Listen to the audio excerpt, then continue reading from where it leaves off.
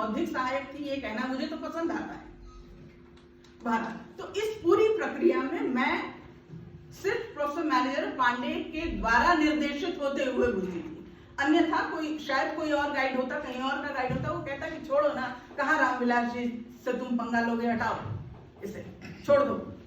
पर वो दमदार तरीके से कहते थे कि तुम्हें जैसा उचित लगता है और यदि तुम साक्ष्य दे सकते हो तो अपनी बात को कहना चाहिए। एक और भ्रम लगातार हिंदी में चलता है, जब से मल्लिका प्रकाश में आई है उसके बाद यह कहा जाता है कि शायद मल्लिका और महादेवी के बीच में कोई नहीं था, स्त्रियां रचनाकार थी ही नहीं।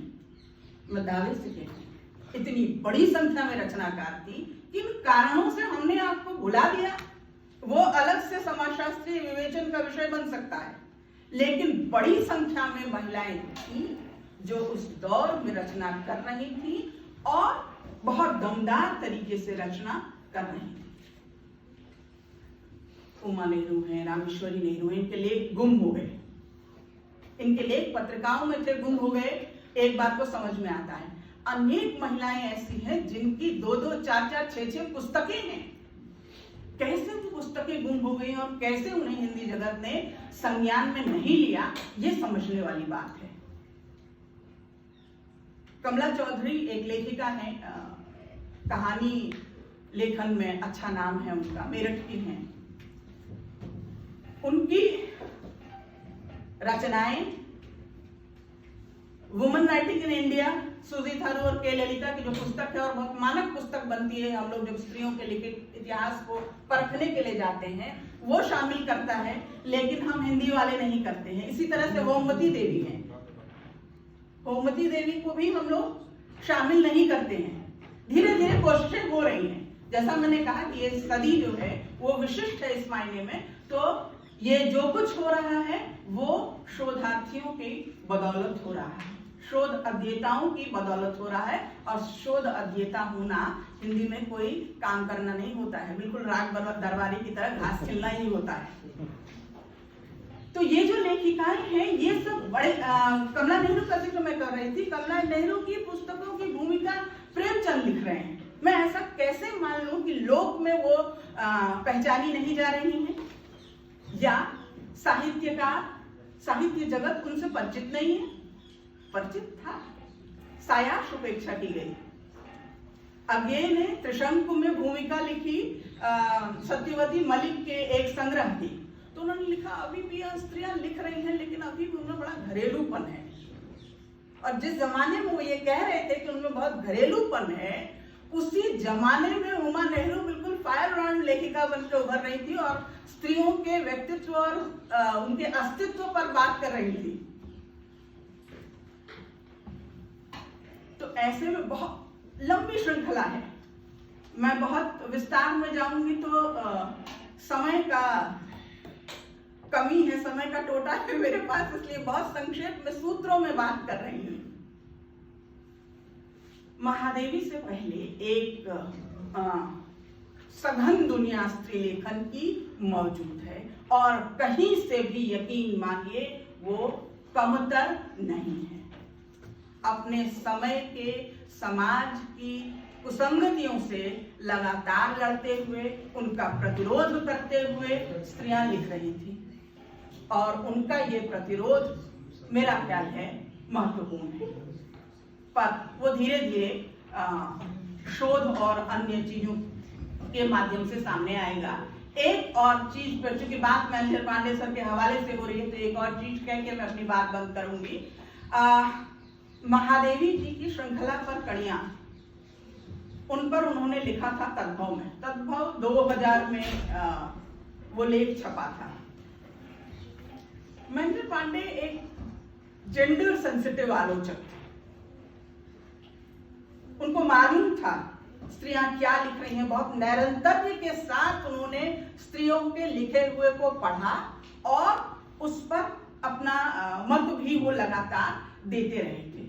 तो श्रृंखला की कड़ियां के महत्व स्थापन की एक महत्वपूर्ण कोशिश उन्होंने एक लेख लिखकर की थी। उससे पहले वो स्वयं बताते हैं कि एक लेख कवि अमृत राय ने लिखा था, जिसके माध्यम से उसका महत्व बताने की कोशिश की गई थी।